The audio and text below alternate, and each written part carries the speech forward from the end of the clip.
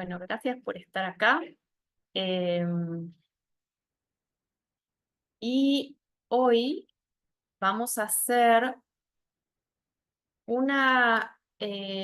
vamos a tener una experiencia diferente,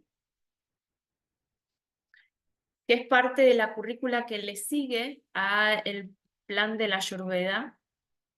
Y cuando estaba componiendo el temario, porque el temario tiene mucho que ver con un capítulo de este próximo verano, marzo, que es Excelencia Humana, dije, qué perfecto que atravesamos todo lo que estuvimos atravesando y entendiendo todas estas dificultades de la salud y de las dificultades de la mente para recibir este contenido hoy.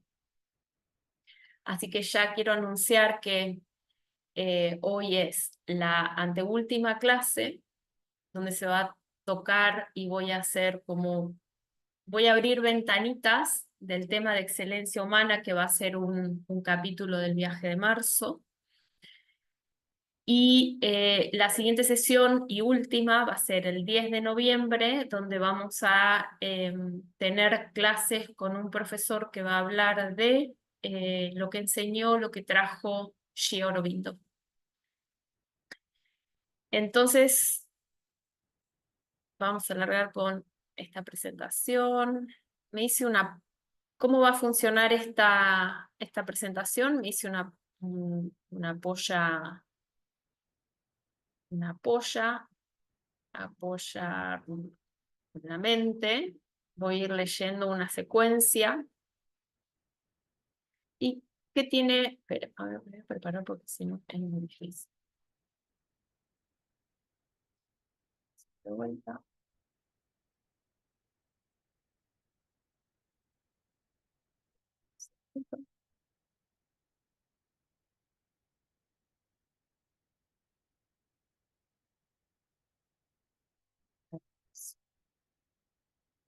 ¿Todos ven la pantallita?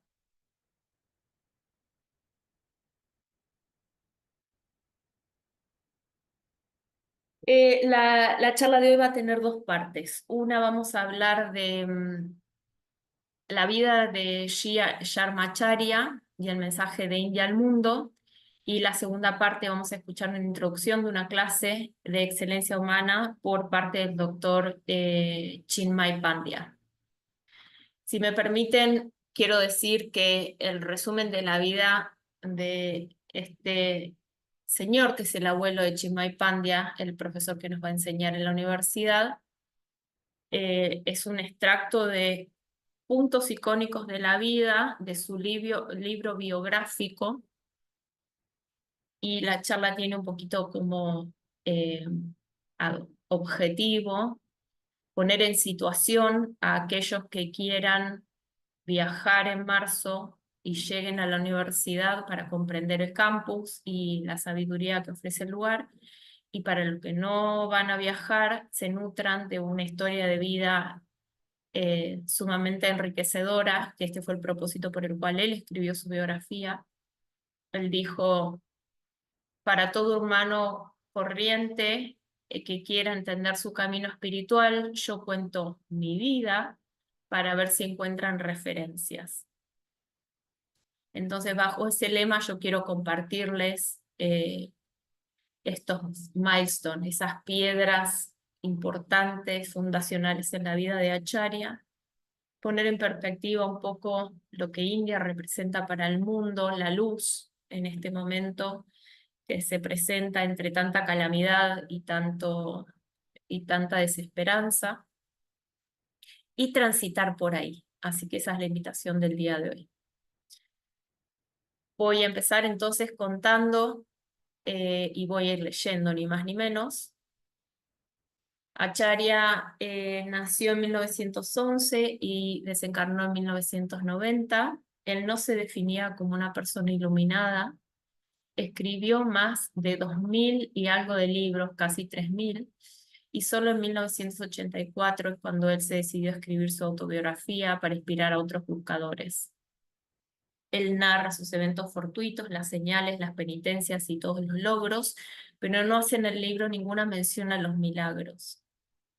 Se dice que en el conocimiento yógico, la parte de los milagros es parte de ese tránsito, pero quien busque manifestar esos milagros está buscando resaltar su personalidad por encima de la utilidad que ellos tienen que traer a la vida espiritual. Él fue un visionario, sabio, profeta del surgimiento de la era dorada de la paz y fue un luchador por la liberación de India con Gandhi y otros filósofos del momento. Entre sus obras, reveló el significado perenne y transformador del Gayatri Mantra y que con ayuda de su maestro astral y su sadhana, hizo de sí mismo un canal de energía divina con el fin de erradicar a gran escala la maldad de la psique humana y facilitar, a pesar de los presagios fatales, el nacimiento de la nueva tierra. A la edad de 15 años se le presentó su maestro, al cual él llamó Gurudev, y así se va a presentar el resto de lo que se converse. Y él se presentó en forma de una luz por la ventana de su habitación y le declaró que estaba buscando al meditador apropiado que fuera instrumento para el bienestar universal. El maestro entonces lo orientó en los esfuerzos de autoconocimiento y transformación interior para dirigir los beneficios al servicio público y le pidió 4 cosas: mantener disciplina yógica y mantrar el Gayatri por 24 años, hacer servicio voluntario para la independencia de India, encender una lámpara que nunca se apague y esté alimentada con ghee, esa lámpara todavía está encendida, y ir 4 veces a los Himalayas por el lapso de unos 6 meses, en el tiempo que se le indicase. En uno de sus viajes a los Himalayas, él se encontró, en el primero más precisamente, él se encontró en presencia de grandes rishis, aquellos mismos que representan la tradición reformista de la India. Ellos trabajan desde tiempos inmemoriales en el campo sutil para la reforma de la religión, la sociedad, la nación y la cultura de estos tiempos. Entonces resultó que Gurudev era solo un emisario. Y a Sharma Acharya se le encomendó reivindicar las 7 tradiciones de los rishis. ¿Por qué estoy contando esto? Sharma Acharya es la piedra fundacional en el campo sutil de la Universidad del Sánscriti, donde hay enseñanza de las 7 tradiciones rishis, que son las bases para la nueva era.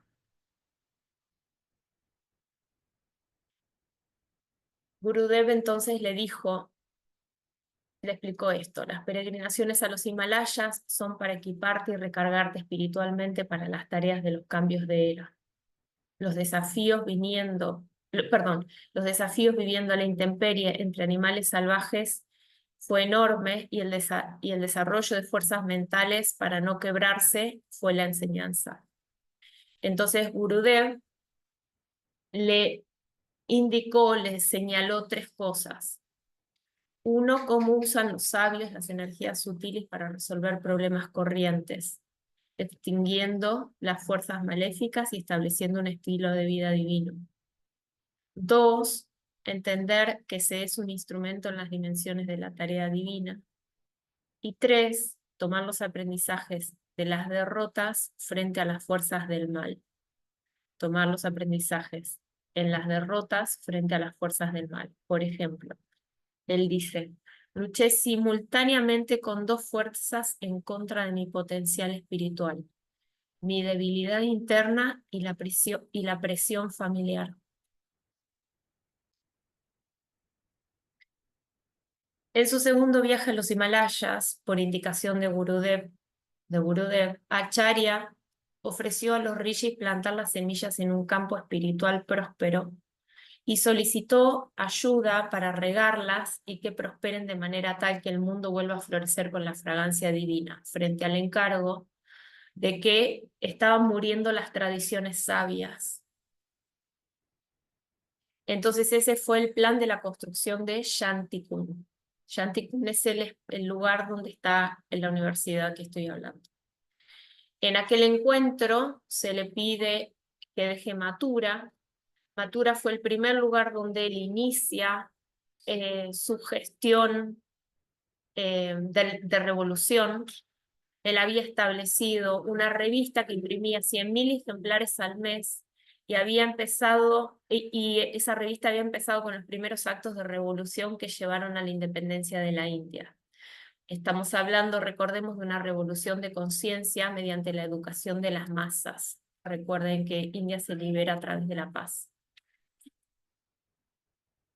En su tercer viaje a los Himalayas es cuando formalmente se le pide la reactivación de las tradiciones rishis y se le revela que esa es la segunda mitad del movimiento de redespertar iniciada por Buda. En las condiciones de estos tiempos presentes, se va a dar ese redespertar a través de la música, los cantos de consagración y los discursos de Pragya Purana. En el cuarto viaje se le indicó la necesidad de delegar todas sus funciones para comenzar el Sukshmikaram Sadhana. No sé pronunciarlo, disculpen. Que es la sutilización de la energía vital, y también se le anunció la fecha de su ausencia física, cuando iba a desencarnar. Él supo en esa oportunidad, en ese cuarto viaje. En estos días, tanto el ambiente físico como sutil están contaminados y se han vuelto venenosos. No solo la dignidad humana, sino la supervivencia de las especies están en peligro. El futuro luce tenebroso. El aire que rodea la tierra, sus aguas y el suelo han sido envenenados debido a la alianza equivocada del avance científico con los demonios de la codicia y la autoindulgencia. El peligro de uso de armas nucleares por autoridades inmaduras y sin refinamiento espiritual finalmente tornarán a esta tierra en un infierno. Quien sea que respire esta atmósfera está obligado a los malos pensamientos y acciones que resultarán en miserias inmediatas. Personas viviendo en tales condiciones se comportarán como bestias y demonios. La humanidad está abocada a su gran devastación. Para afrontar estos problemas será necesario crear un gran puente y caminar con pies de gigantes. Puntualizando, Gurudev le indicó que el trabajo en el astral sería hecho en este orden: la purificación de la atmósfera, el mejoramiento del medio ambiente, la evocación de la nueva era, neutralizar los peligros de destrucción masiva y la creación de instituciones para divinizar al ser humano.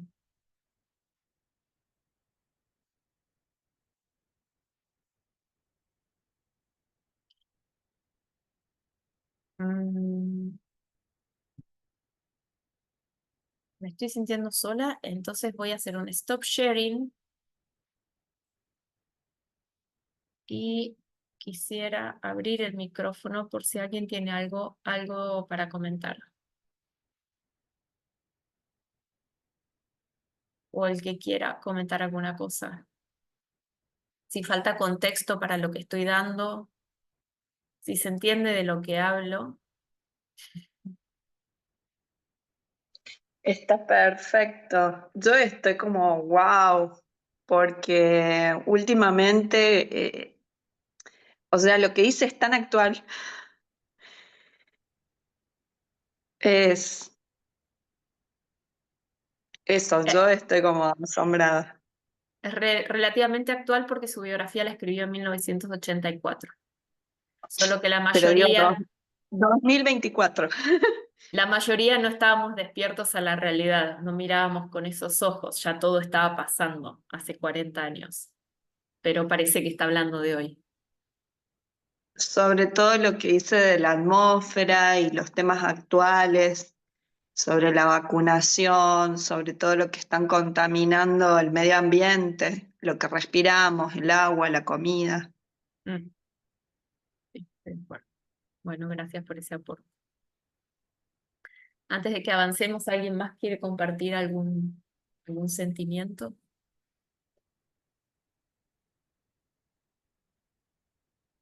Seguimos.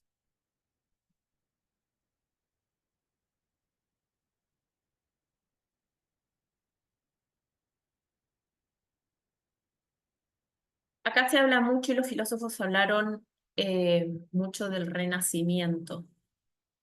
El tiempo en la India se mide en con otros nombres, con otras dimensiones y en otras realidades. Nosotros en el occidente consideramos 3.000 años de civilización. Para este tiempo, tengo acá los apuntes, pero sería largo como ir a buscarlos. Estamos en una fracción de tiempo que es completamente irrelevante, más sin embargo estamos en la transición de eras. Estamos entrando en el Kali Yuga. Kali Yuga es la más corta de las 4 sesiones, de los 4 tiempos. Sin embargo, el Kali Yuga dura... A ver, un segundito.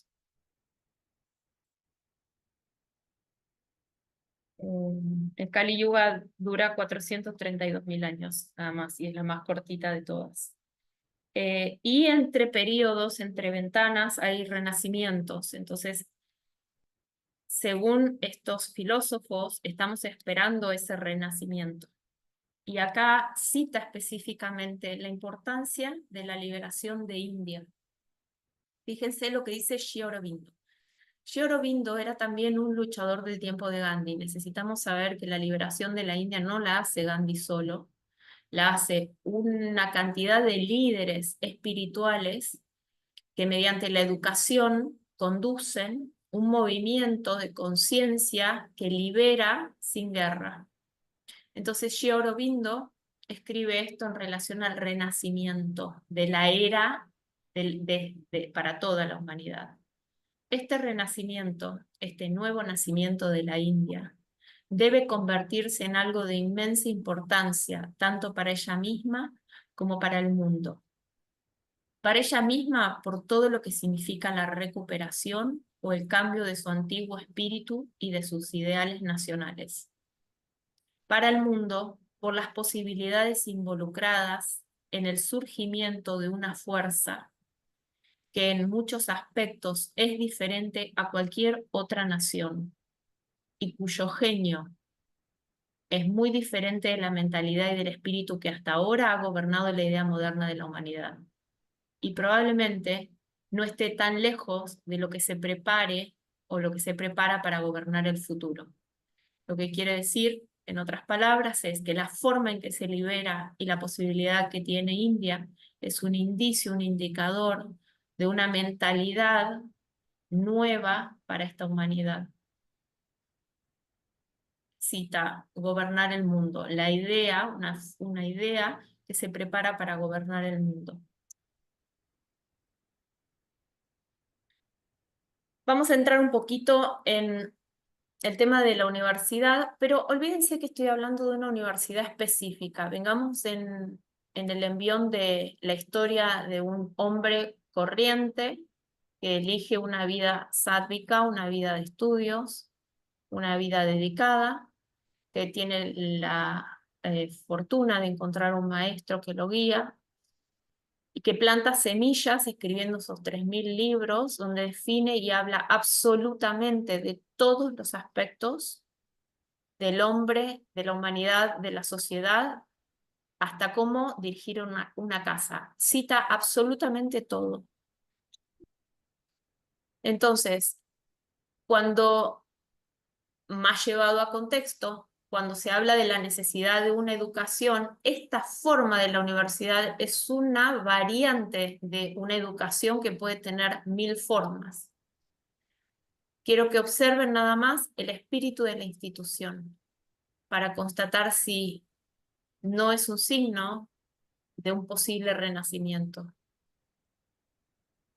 La visión de Dev Sanskriti, la universidad que se crea después que él desencarna, empieza la construcción en 1999, es para aportar un estudiante completo y dinámico que canalice sus esfuerzos hacia la meta de lo divino, para una sociedad basada en valores. Un estudiante que tenga una vida simple y espiritual. Estudiantes que sean catalizadores de una cultura divina independientemente de las clases sociales, credos o religiones. y que el objetivo de los egresados no sea incrementar su capacidad financiera, sino moldearlos como ciudadanos responsables que contribuyan al desarrollo de una sociedad próspera.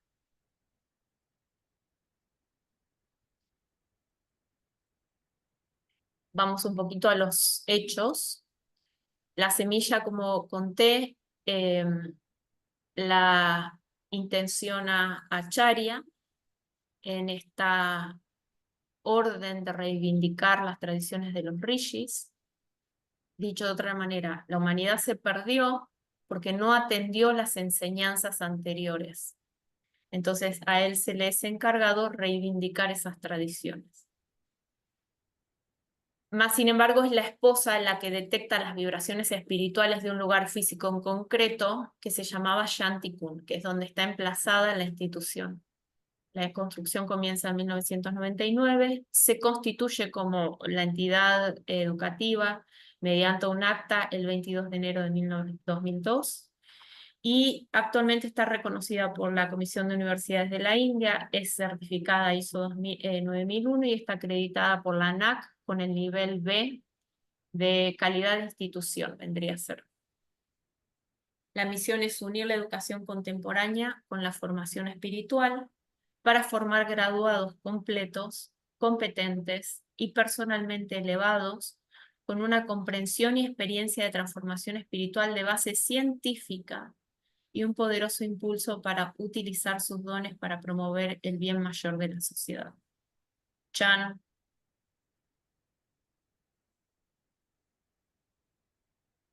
Excelencia humana. Excelencia humana es la parte 2 que sigue de esta presentación. Entonces, si alguien quiere compartir algo y me da el pie para arrancar con la parte que viene, feliz de la vida.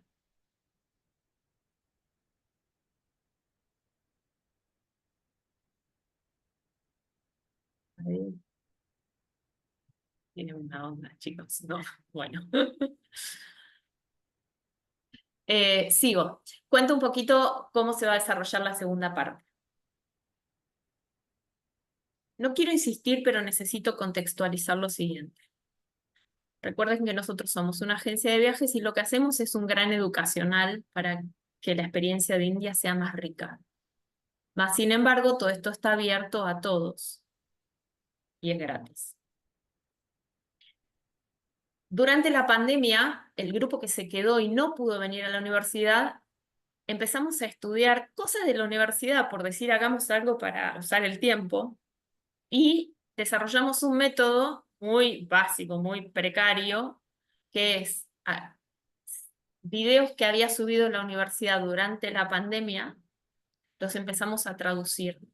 Pero la traducción solo leída no tenía gracia, entonces esto que voy a hacer es lo que llevamos haciendo hace 2 o 3 años con la gente que se copó con la universidad y se trata de lo siguiente. Ponemos un video grabado por el doctor Chinmay Pandya, que es el nieto de Acharya.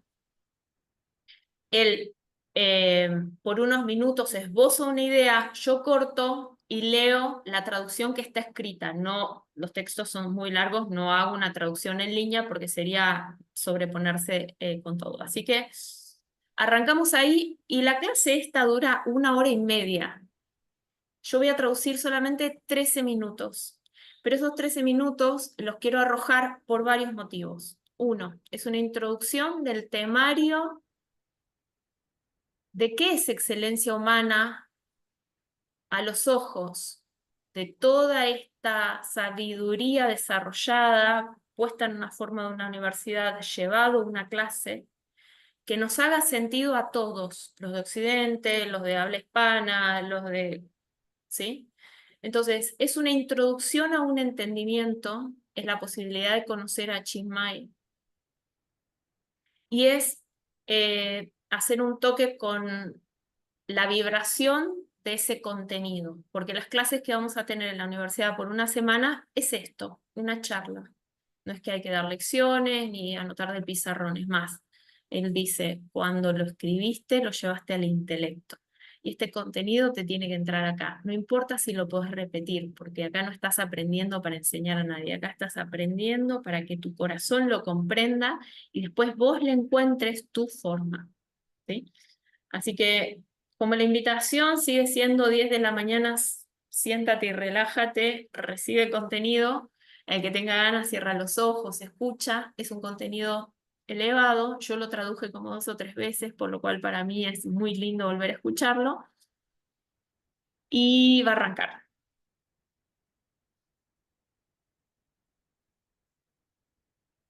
Acá.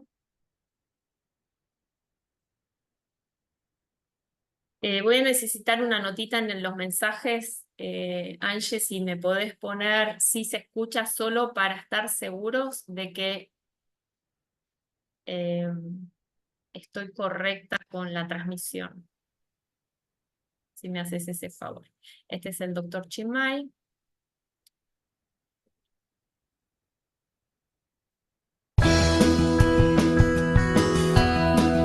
¿Se escucha? Thank you very much. In the subtle presence of Param Puja Gurudev and Paramandaniya Mataji, Necesito tener un ok.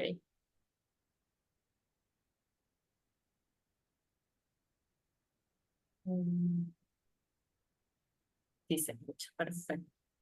Gracias, gracias. Avanzamos. I would like to start with the recitation of the Gayatri Mantra. Gayatri, as most of the people would know, is the foundation of the Vedic wisdom and Vedic scriptures. It is the entire premise of whatever the Vedic wisdoms are trying to convey. And the purpose, meaning, and the concept of the Gayatri Mantra is very unique and exceptional. It is asking for purity, asking for enlightenment, illumination, and asking for refinement, embellishment of the human personality. Whatever we are, if we could be a decent human being, if we could be a better human being than what we are right now, that is the prayer of this unique and exceptional piece of Vedic mantra. So those of you who could say the Gayatri Mantra, I would request you to join me in the chanting of the Gayatri Mantra together. Gayatri Mantra. Om Bhurbhuvah Swaha Tatsaviturvarenyam Bhargo Devasya Dhimahi Dheyo Yo Naha Prachodaya.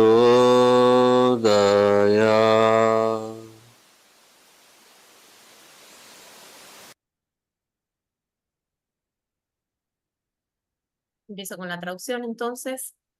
Hola a todos, dice, desde Dev Sanskriti en presencia de Gurudev y Mataji. Me gustaría empezar con la recitación del mantra Gayatri. Como muchos deben saber, Gayatri es la fundación del conocimiento védico.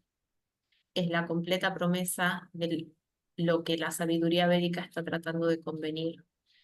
Y el propósito y significado del mantra es muy único. Es el pedido de pureza, iluminación y un pedido de refinamiento y embellecimiento de la personalidad humana. Cualquier cosa a lo que llamamos ser humano, si podemos ser un mejor humano de lo que ya somos ahora mismo, esta es la plegaria excepcional de este mantra védico. Aquellos que puedan repetir conmigo, únanse para hacerlo juntos y mantrean.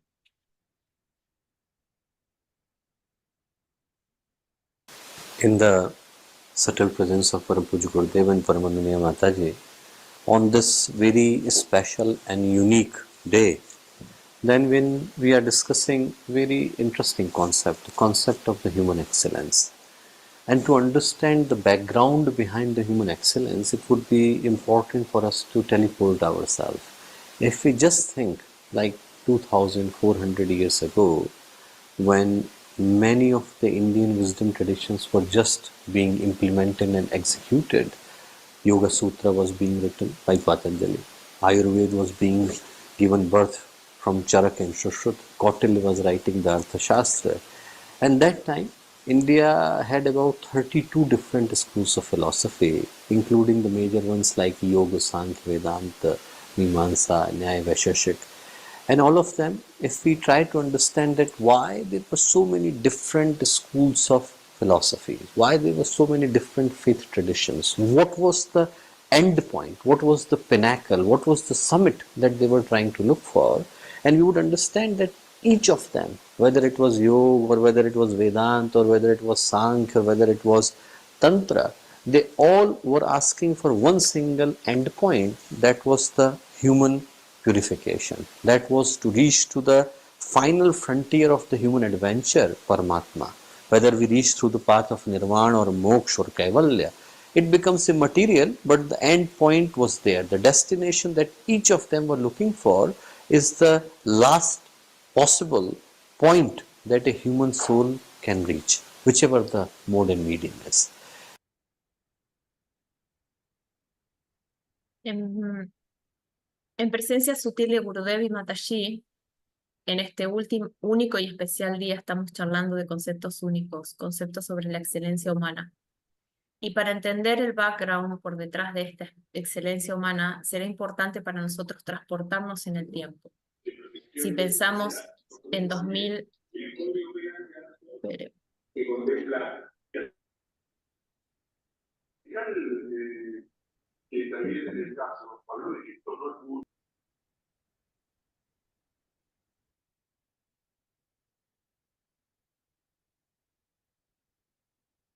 Continúo, disculpen. Para entender el background por detrás de esta excelencia humana, será importante para nosotros transportarnos en el tiempo. Si pensamos en 2400 años atrás, cuando muchas de las tradiciones indias estaban siendo implementadas, los Yoga Sutras de Patanjali estaban siendo escritos, Ayurveda estaban haciendo, y se estaban escribiendo los Ashayastras, en aquel momento India tenía 32 diferentes escuelas de filosofía, incluyendo Yoga Sakya, Vedanta y otras.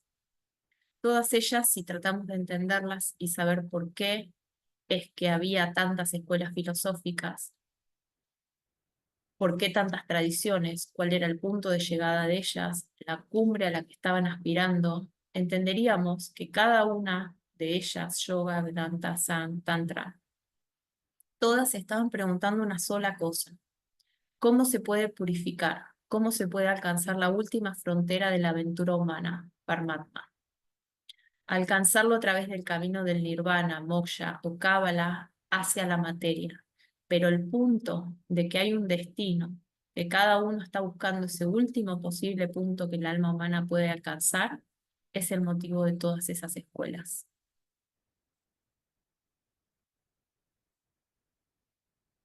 If we try to read the definition of yoga from a Bhagavad Gita perspective, that when Bhagavan Sri Krishna, he is trying to give a definition to Arjuna of yoga. He says, Buddhi yukto jahati ho, ubhe sukrata dushkrate, tasmad yogai yujusva, yoga karmasu kaushalam. Yoga is the excellence of all actions. He says that if the true yoga would descend into anyone's life, mine or yours or anyone belonging to any faith tradition, if the true yoga would descend into his life and personality, then every single dimension of his life, whether physical or social or emotional or spiritual, it would reach to its summit. It would reach. Si tratamos de leer la definición de yoga desde el Bhagavad Gita, Bhagwan, Dios, da una definición a Arjuna y dice, y lo dice en sánscrito: yoga es la excelencia de todas las acciones.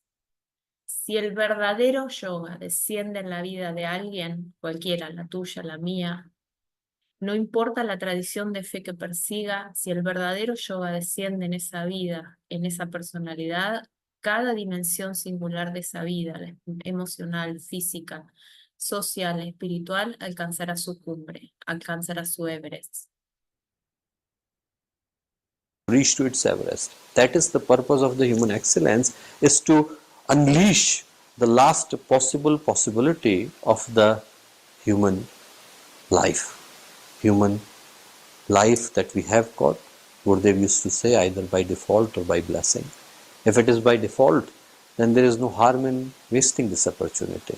Or there is another possibility. Another possibility is that we have got this life as a blessing to transcend this possibility of taking birth again and again and to reach to the ultimate supreme consciousness, Paramatma, Parabrahma, Parameshwar, whichever way we say it or whatever way we call it.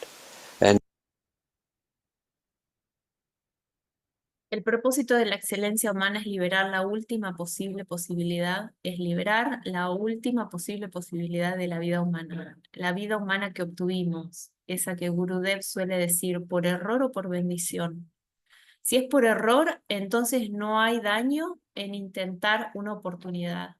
Pero también, si obtuvimos esta vida como una bendición para trascender esta ocasión de nacer una y otra vez, y podemos alcanzar la última suprema conciencia, Paramatma, o de la manera que querramos llamarlo, ese camino de alcanzar esa última cumbre de posibilidades es excelencia humana. that path of reaching to the ultimate summit of human options and human possibilities is called human excellence. And one way to understand this possibility is that we have been given the human life, but by the time we understand the value of it, is probably too late. The Indian scriptures, the Indian wisdom traditions, they talk about human beings passing through millions and millions of life. 84 lakh yonis that there is being conceptualized, where human beings, they pass through the life of every single animal before reaching to a human life. Whether we call that from an evolutionary perspective or from a spiritual ethos, it makes no difference. The central point of the message is very clear, that the human life that we have got is not by fluke, it's not by coincidence. It is there because we have strived hard to receive this possibility, and now when it is here with us, we have to consider that how we can live a life of legacy, meaning, purpose, agenda and motive. That is the whole idea of human excellence. There was a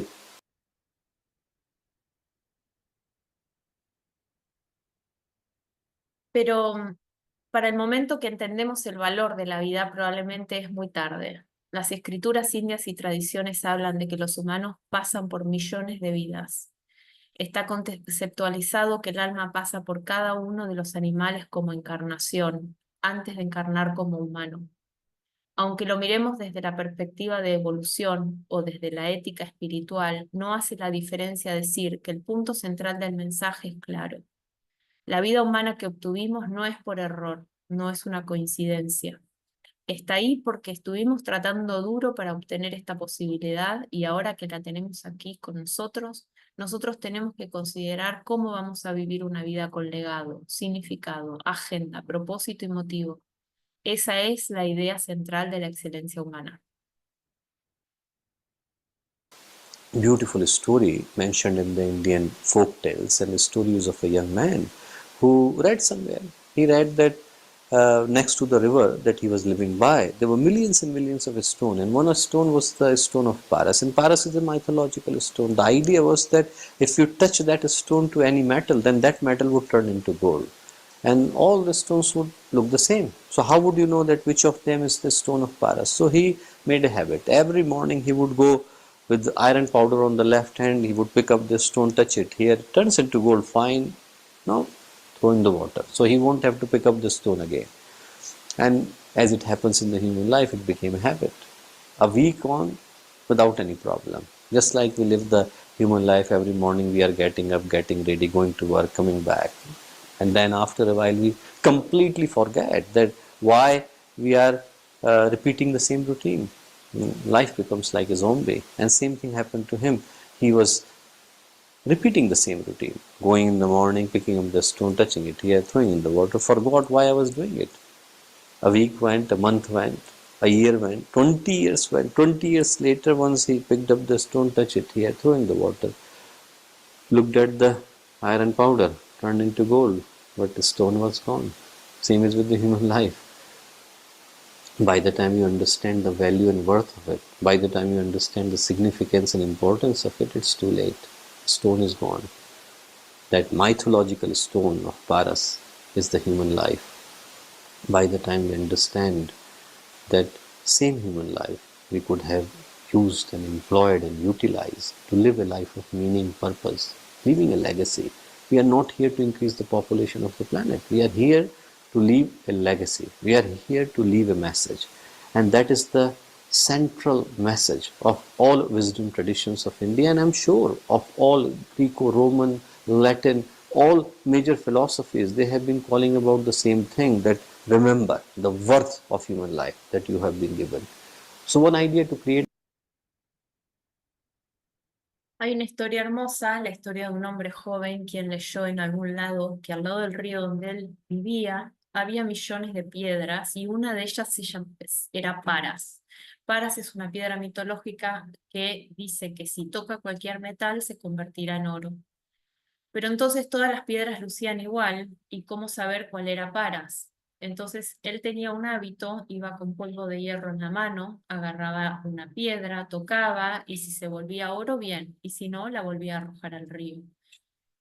Y como pasa en la vida humana, eso se volvió un hábito débil, igual que la vida humana. Nos levantamos cada mañana, vamos a trabajar y volvemos a casa. Y después de un tiempo nos olvidamos completamente de por qué estamos haciendo esa rutina. La vida se vuelve como un zombie. Lo mismo le pasó a él. Él repetía eso cada mañana, agarraba la piedra, tocaba el metal, lo arrojaba al agua.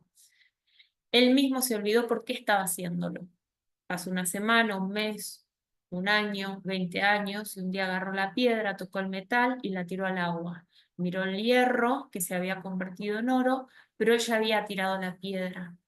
Lo mismo hacemos con la vida. Para el tiempo que entendemos el valor de ella, el significado y la importancia es muy tarde. La piedra se perdió. Esa misma vida que podríamos haber utilizado para vivir una vida con propósito y habiendo dejado un legado. Tenemos que recordar que no estamos acá para incrementar el número de personas en el planeta. Estamos acá para vivir un legado y dejar un mensaje.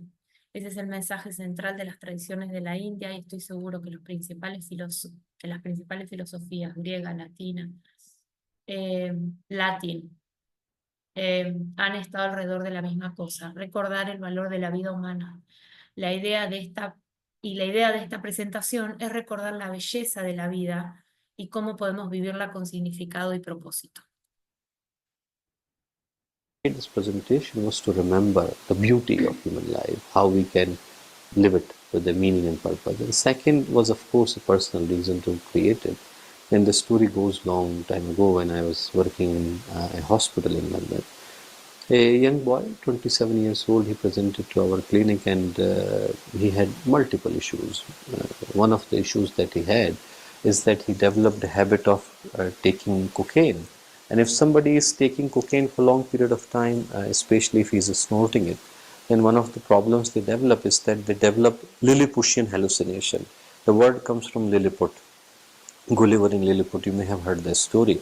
And they see the small people crawling all over the body. They are not there, just the imaginary people, and he was seeing them. And then he also developed diabetes because of taking steroids for long. So he was using the insulin syringe to dig these people out. 27 holes were there in the body the night we saw him. Very dreadful condition, very bad condition.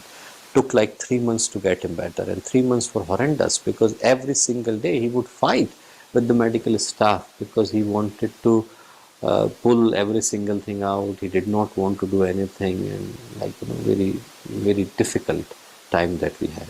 And one night, I think we were having a discussion and I spoke to him and I said, why are you so angry with yourself? And he said that I'm not angry with me, I'm angry with my father. And I asked why, and he said that the reason I'm angry is that look for a normal person. He's always looking for a next podium to reach. He's getting the education so that he can get a good degree to get a good job so that he could have a decent house, decent livelihood, decent family. He said I was like 16, 18 years old when I got Ferraris in gift and helicopters in gift and had nothing to prove to himself. So no place to go up, but only to go down. Esta historia es muy hermosa, así que voy a cortarla a la mitad. La segunda razón por la cual estoy hablando de excelencia humana la voy a traer en un ejemplo, y la historia se remonta a un tiempo atrás, cuando yo era médico y estaba trabajando en un hospital en Londres. Había un joven de 27 años que se presentó en la clínica y tenía muchos problemas. Uno de ellos era que había desarrollado el hábito de tomar cocaína, y una persona que toma por mucho tiempo, uno de los problemas que desarrolla es alucinaciones de Lullipush. La palabra viene de Lilliput, de la historia de Gulliver.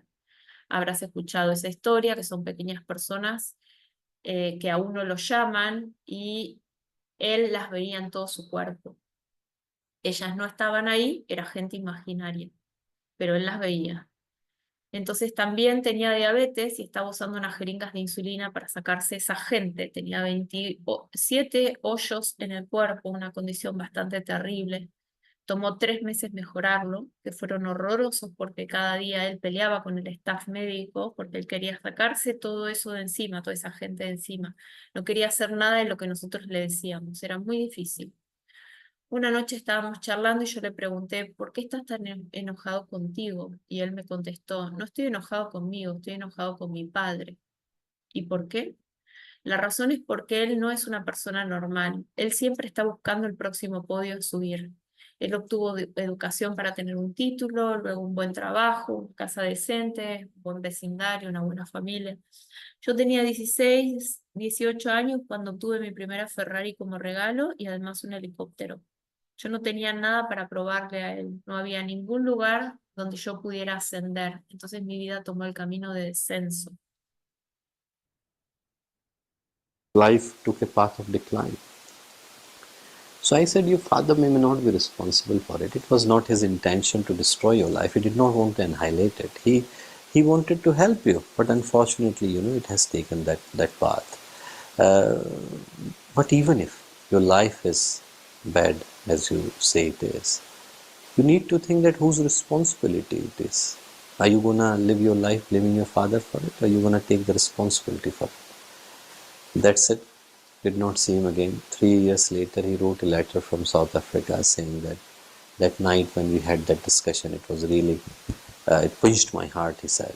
And he said, I went on a world tour. And world tour, he ended up in a very small and remote part of India, a tribal part of India called Bastar. A number of people of our ashram are from that beautiful part of India called Bastar. So he went there and he saw a farmer there, and that farmer had barely anything to feed himself, or very poor family, but had 4 children, and they were very happy together, enjoying their time. They were eating something insignificant, but they even invited him to join. So he was surprised. He thought that how come, they have got nothing and still they are so happy. So he asked him, so asked his interpreter to ask this farmer. He said, how come he's so happy he's got nothing? And when farmer heard the question, he laughed. He said, who told him I have got nothing? He said, tell him I have got family. And the moment this boy heard that thing, he said, I immediately took a flight back home to London, hugged my father on reaching there, and we both cried like never before. He said, it took us 4 hours to say the first word. And then I said, first time I realized that life is not supposed to be pain, but is supposed to be a source of happiness. And then he asked a question, how do we make life a source of happiness? Answer to his question is here. We make the life source of happiness if there is a meaning and purpose behind it. If there is no meaning and no purpose, life becomes a burden. Every second of the life becomes dreadful. And if there is a meaning, if we are going for a destination, if we are working hard for it, if our life is filled with a purpose, if we are seeking the purpose, living the purpose, dreaming the purpose, breathing the purpose, then every second becomes an act of celebration. This Bueno, a ver, llegamos, tenía muchos hoyos. ¿Por qué estás tan contento, tan enojado? Estoy enojado con mi padre. ¿Y por qué? La razón, ya la explicamos. Yo recibí un helicóptero. Así que, perdón. Allá había entrado yo en la segunda parte de la historia. Entonces yo no tenía nada para probarle a él, no había ningún lugar hacia donde ascender. Mi vida entonces tomó el camino del descenso. Así que Chiang Mai le dijo, tal vez tu padre no sea responsable de esto, no fue su intención destruir tu vida ni alienarte. Seguramente él quería ayudarte y desafortunadamente no se tomó ese camino. No solo que tu vida no es buena, como tú dices, pero tú tienes que pensar en quién es responsable por esto. ¿Vas a vivir una vida culpando a tu padre o vas a vivir una vida tomando responsabilidad? Eso fue todo, no lo vi más. 3 años más tarde me escribió una carta desde Sudáfrica diciendo que aquella noche, cuando tuvo la conversación, fue desafiador y golpeó su corazón. Entonces, se fue en un tour por el mundo y estando en un lugar remoto en India, en una tribu, y hace gracia porque dice, ahí hay una gran cantidad de personas de el ashram, es un lugar muy hermoso en el norte de India llamado Basta. Y ahí encontró un granjero que casi no tenía nada, ni para alimentarse a sí mismo. Una familia pobre de 4 chicos, y ellos estaban todos felices disfrutando juntos. Comían algo muy insignificante, pero aún así lo invitaron a él. Él estaba sorprendido. ¿Cómo es esto? Ellos no tienen nada y están tan contentos. Entonces le pidió a su intérprete preguntar a este padre, ¿cómo puedes ser tan feliz si no tienes nada? Cuando el granjero escuchó la pregunta, se rió y dijo, ¿quién te dijo que yo no tengo nada? Dile que tengo una familia. En el momento que el joven escuchó eso, se tomó un avión a Londres y abrazó a su padre. Ambos lloraron como nunca antes. Y él me contó en esa carta, que les tomó 4 horas poder decir la primera palabra. Y la primera cosa fue, la vida no se supone que es para sufrir, se supone que es fuente de felicidad. ¿Cómo podemos hacer de esta vida una fuente de alegría? Y Chinmay dice, si hay propósito, la vida se vuelve... No, perdón. La respuesta fue esta. Si tiene un propósito, la vida es fuente de alegría si tiene un propósito y significado detrás. Si hay propósito, la vida se vuelve un... Si no hay propósito, perdón, gente. Si no hay propósito, la vida se vuelve una carga. Cada segundo se vuelve terrible. Y si tienes un propósito, si estamos yendo hacia un destino, si trabajamos fuerte por algo, si la vida está llena y estamos buscando, viviendo, soñando, respirando el propósito, entonces cada segundo se vuelve un acto de celebración.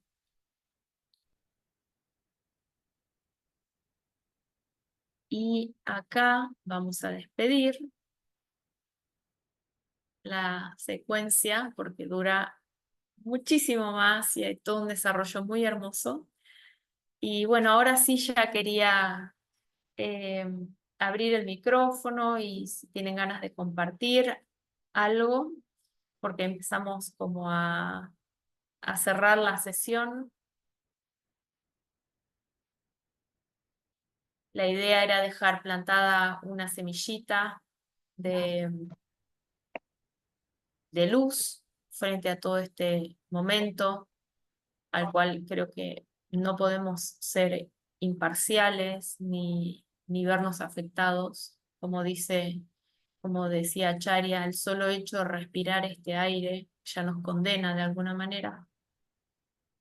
Más sin embargo, el que busca encuentra y, y hay posibilidades. El yoga es una.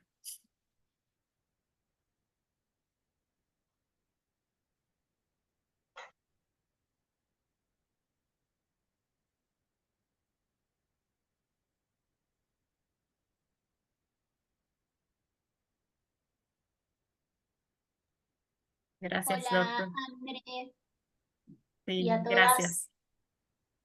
Ante todo, gracias. Gracias porque cada vez que vengo a estos encuentros, tengo la certeza de que voy a volver a India.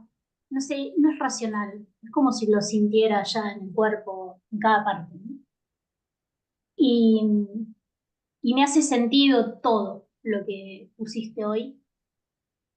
Y esta reflexión, ¿no? Que esto empieza en el año 80, no habíamos despertado, y a lo que seguimos despertando a cada momento, ¿no? Capaz que desencarnamos, es probable, y esto de que se une también con el climaterio y con esta etapa, empezar a sentir tan fuertemente esto de ser semilla para, ¿no? Eh, y quizás mi comprensión, mi entendimiento, mi aceptación, honrarme tal cual soy hoy, ya es una semilla para lo que vendrá, ¿no? Como algo de... hay toda una parte de sabiduría recibida de todos estos seres que fueron canales, que no importa el entendimiento absoluto desde la razón, ¿no? Siento que me impacta en el cuerpo. Por ejemplo, esto de la piedra para, me entró una emoción, como una cosa de casi al borde del llanto, y decir, bueno, viene por algún lado la comprensión, ¿no? Eh, Así que bueno, agradecerte y agradecerle a cada una de las mujeres que están presentes en cada encuentro. Gracias, André. Gracias por compartirte y de alguna manera subirte al envión así porque es una fuerza, ¿no? Buscar la luz. Uno tiene que hacer algunos movimientos ahí para encontrar esos puntos de esperanza. Eh, Muchas gracias.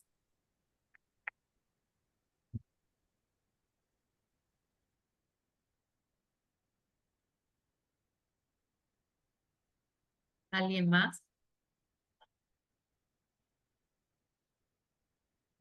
Yo doy gracias porque es como diciendo que nada es casualidad. Es como, ya lo habíamos escuchado, esta fue una de las clases de cuando estábamos en pandemia y estudiábamos, pero siempre es bueno recordarlo. En este día, sobre todo de la madre, como decía bien Flor, la etapa, el proceso de que estamos viviendo como mujer. Nada, yo estoy como muy emocionada y me cuestan por ahí las palabras, pero esto, gracias. Mm. Gracias por el mensaje de hoy. Gracias. Me había perdido de vista que era el Día de la Madre. Gracias por recordármelo. Sí, bueno. Entonces lo dejamos ahí, gracias a las que están presentes por hacer espacio en este día, que todos tienen sus obligaciones familiares. Y bueno, eh, damos cierre al domingo de hoy y queda grabado para todos los que quieran verlo después. Muchísimas gracias. El próximo será entonces 10 de noviembre y el último. Será el próximo y el último. ¿Sí? Un beso grande a todas, chicas. Gracias, Griselda. Gracias, Yoba. Gracias, Analía y Sandra. Angelina y Flor. Chao. Gracias.